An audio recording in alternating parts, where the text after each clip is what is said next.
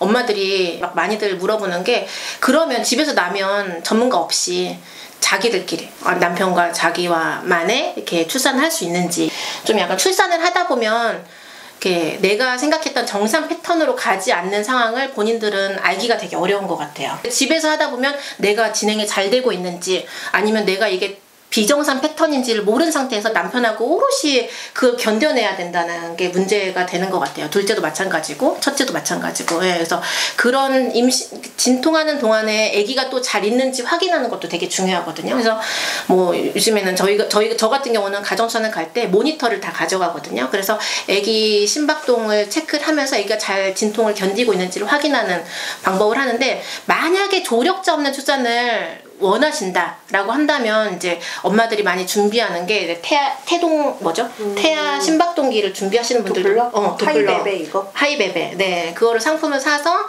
중간중간에 체크를 하시는 거를 권해드리긴 하는데, 이게 이제 아기가 내려가는 위치에 따라서 되게 듣기가 어려운 경우도 있으니까 그런 부분에 좀 어려움이 있을 수 있다.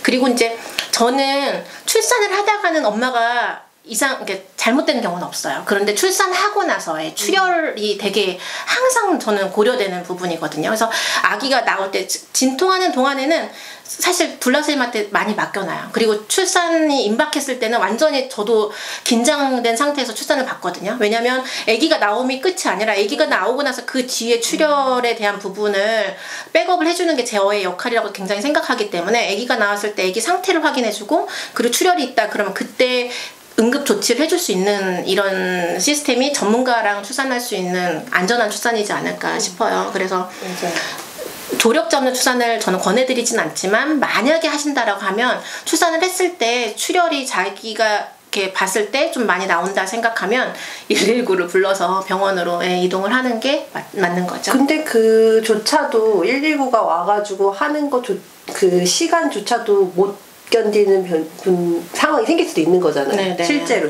왜냐면은 그 태반이 떨어지고 난 다음에는 출혈이 엄청나게 많이 되는 분들이 있더라고요. 그러니까 저는 뭐 다른 병원들에서 그 자연출산 보면은 이제 빨리빨리 약물을 썼는데도 이게 안 잡혀가지고 약물을 막 하나 더 단다거나, 아니면은 개인적으로 봤던 거는 이제 손을 자궁에다 넣어서 마사지 하는 것도 봤었고, 그리고 출혈이 순간 되게 많이 돼가지고 산모가 이렇게 약간 넘어가는 것 같은 느낌? 그래가지고 그분은 바로 수혈받고 뭐 이런 케이스를, 그러니까 그런 경우가 되게 많지는 않지만 충분히 그쵸. 있을 수 있는 상황이잖아요. 그런 것들을 다 고려하면서 조력자 없는 출산을 만약에 하실 거라면은 내가 이 아이를 잃을 수도 있다라는 그 경우의 수도 넣고 하셔야 되는 것 같아요. 그러니까 무조건 아무것도 안 하는 게 자연출산이고 우리 둘만이 하는 게 자연출산, 이게 아니라 어떠한 경우에도 그 책임은 두 분이서 짓는 거기 때문에 그런 경우도 생각해 놓고. 이제 은나쌤이 아기 잃는 것에 대한 이야기를 많이 하는 이유가, 그렇게 했기 때문에 아기를 잃으신 분들이 좀 있었어요. 그래서 더 많이 이런 얘기를 했던 거거든요. 그래서 어쨌든 사실은 출산이라고 하는 거가 본인들은 처음 겪는 일이어서 환상을 가지고 시작을 하는 것 같아요. 그런데 이게 안전해요. 대부분은 안전하게 다 출산하고 하지만 만에 하나 상황이라는 게 항상 있을 수 있다라는 생각을 하고, 본인들의 그런 영역을 좀 넘어갔다 생각하면 저는 단호히 결정을 해서 병원으로 이동하는 걸 권해드립니다. 혹시나 그래도 나는 없이 만약에 없이 나는 그래도 낫겠다. 아니면 둘째 셋째들은 너무 진행이 빨라서 집에서 나와버리는 이런 상황이 또 있을 수 있거든요. 그런 경우를 위해서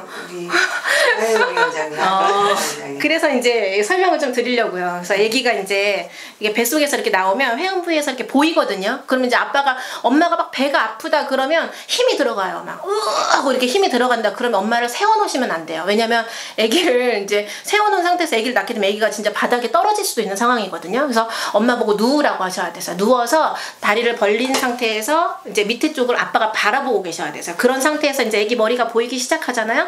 그럼 아기 머리는 나올 거예요. 나오고 나서 혹시 이제 이 안쪽에 손을 좀 넣어서 탯줄이 있는 경우가 있거든요. 탯줄이 있는지 확인을 하시고, 만약에 탯줄이 있으면 억지로 막 잡아 빼면 안 되고 자연스럽게 나오면서 이 탯줄을 어깨 위쪽으로 이렇게 넘겨주시면 아기가 저절로 나올 거예요. 그리고 나서 아기를 가슴으로 바로 안겨주시면 돼요. 엄마 가슴으로.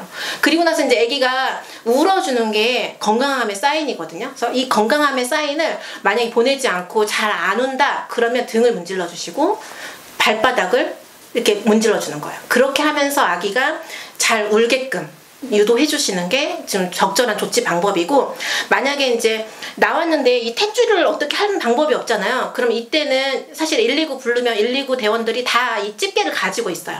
집게 가지고 와서 다 뭐 커팅 해 주시거든요. 그런데 만약에 집에서 자기들만의 계획으로 준비를 했다 그러면 양쪽을 실로 묶은 다음에 뜨거운 물에다가 가위로 소독하셔가지고, 예전에는 그렇게 잘랐겠죠. 네, 그런 식으로 해서 조치를 취하시면 될 것 같아요. 그리고 나서 이제 태반은 안에 들어있는데, 태반은 사실 이제 이 자연출산하는 엄마들 환상 속에 또 한 가지가 뭐가 있냐면 스르르 나온다고 생각을 하세요. 그런데 이 태반이 크잖아요. 큰 게 뱃속에 있고 작은 경부는 약간 다치는 상황이 생기기 때문에 스르르 나오지 않는 경우가 있어요. 그래서 배를 좀 마사지를 해주면서 이 탯줄을 살짝 당겨보시면요, 스르륵 하고 나오는 분들이 있을 수 있거든요. 근데 이거를 억지로 태반을 뺐다고 생각하시는 분들이 계시더라고요. 네, 아무것도 안 해야지 되는 줄 알고. 근데 오히려 아무것도 안 하고 뱃속에 태반을 계속 갖고 있는 경우에 출혈이 더 될 수 있거든요. 그래서 배를 마사지를 해주면서 탯줄을 세게 말고 살짝만 당겨보는 거예요. 그럼 점차 밀려 나오면 태반이 바깥쪽으로 배출이 될 수 있겠죠. 지가 저절로 나오지는 않는군요. 나오는 경우도 있어요. 나오는 경우도 있지만 좀 약간 당겨줘야 나오는 경우가 있거든요. 만약에 태반이 저절로 배출이 2시간 이내에 되지 않는다 그러면 꼭 병원에 그냥 그 상태로 가시면 돼요. 가셔가지고 병원에서 이제 배출하는 거를 도움을 받으시면 될 것 같아요. 네, 저는 이런 이야기를 좀 해드리고 싶었어요. 어디 가서 그리고 근데 회음부 열상도 있을 수 있잖아요. 회음부 열상은 이제 병원에서 처치를 받거나 그냥 그대로 아물게 되면 되게 아플 수 있거든요. 그것도 병원에 처치를 받아야 되는 거죠. 정말 하고 싶다면 어떻게 해서 탯줄까지는 잘라놓고 119 불러서 그냥 병원 가서 회원부터 처치하시고. 그래서 제가 들은 바로는 같은데. 집에서 2분이 나으시고 그리고 병원 가신 분, 제가 아는 분도 3팀이나 있어요. 그러니까 낳긴 낳았는데 그리고 나서 근데 뭐 애기도 같이 119 타고 가요? 이런 상황까지 다 생각해봐야 될 것 같아. 애는 어떻게? 그러니까 애는 엄마랑 있어야 되는데. 근데 보통은 일반 병원에서는 또 아기를 신생아실에 안 받아주기도 해요. 외부에서 출산하는 아기라서 요즘에 또 코로나 때문에 문제가 많아가지고 그거를 다 생각하시고 하시고. 네, 여러 가지 상황이 있을 수 있다는 거를 생각을 하고 아름다운 결말만 생각하지 마시고 저는 선택을 하셨으면 좋겠어요.